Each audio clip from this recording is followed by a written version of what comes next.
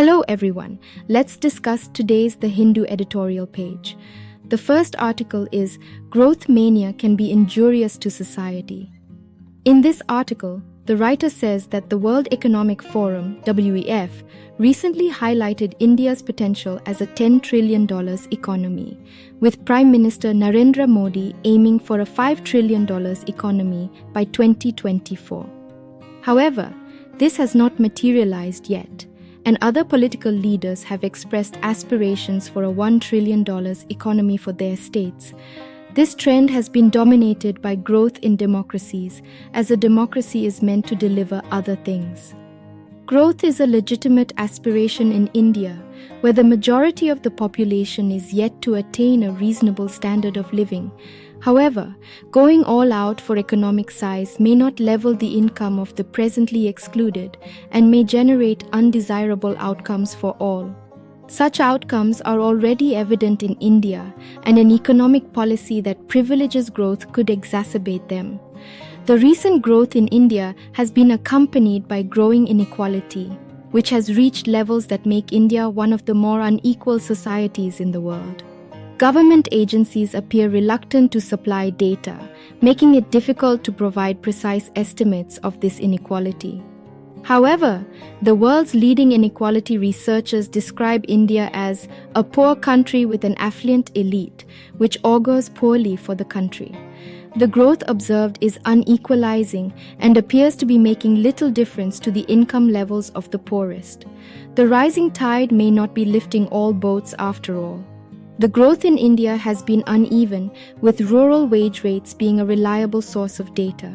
The Labour Bureau's data on rural wage rates is based on actual market quotations and can provide information on the level of living at the bottom of the pyramid. However, the lack of data on women workers is a significant omission, as they have historically constituted approximately half the workforce in certain crops. The real wage rate for agricultural labor has grown by 4.6% over the 9 years from 2014 to 2022 to 23, but this growth is truncated, peaking midway through the period and remaining stagnant since. The real wage rate of non-agricultural and construction workers is lower than that of agricultural workers. The 6th Economic Census of India, 2013 to 14, reports that 51.7% of the employed are in rural India, with 68.9% being non-agricultural workers. This implies that for about 35% of India's workforce, real wages have not grown since 2014.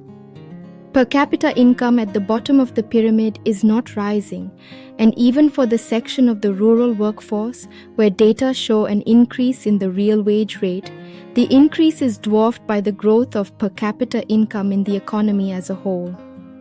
Over the period 2014 to 23, real per capita income in India has increased by 37%, while the real wage of agricultural labor has increased by less than 5%. Inequality does matter because unequal societies are subject to the worst forms of social pathology, such as violence, disease, and mental health disorders. The rich are not immune from these pathologies, as they must now build moats around their urban castles to protect their riches. Inequality also stands in the way of achieving collective action at a time when it is most needed, by lowering trust between groups and hindering attempts to build public goods in diverse areas. Reducing inequality should not be seen merely as instrumentality in overcoming some of India's most pressing challenges. India is a democracy, and divergent economic outcomes are not in the spirit of democracy.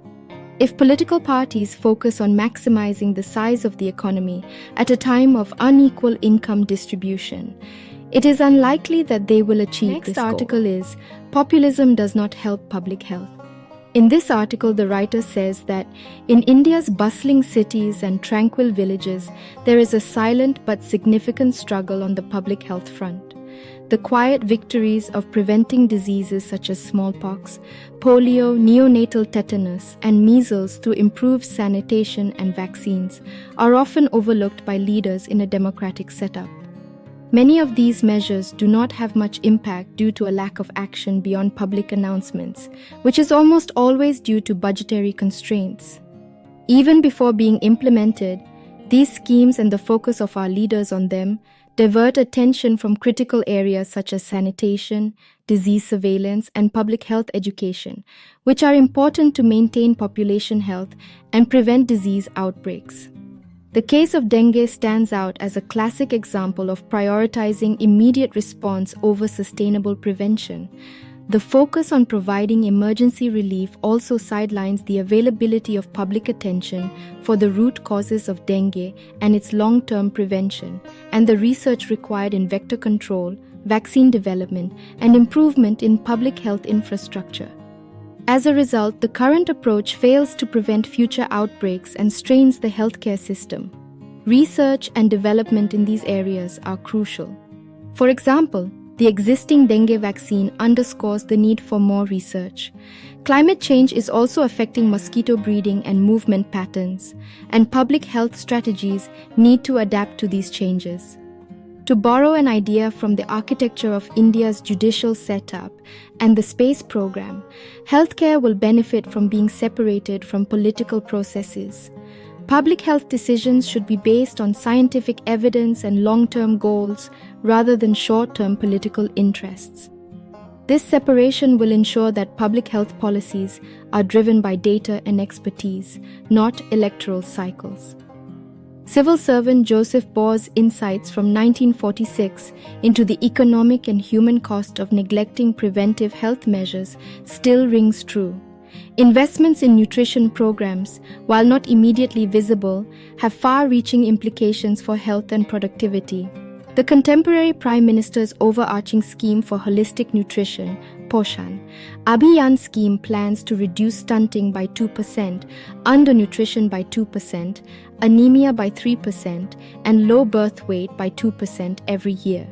However, the 5th National Family Health Survey found that 35.5% of children under 5 were stunted and 32.1% were underweight in 2019 to 21. The prevalence of anemic children aged 19 months increased from 58.6% to 67.1% and 54.1% to 59.1% among women aged 19 years. This disparity between prevalence and policy is a significant issue in India's public health system.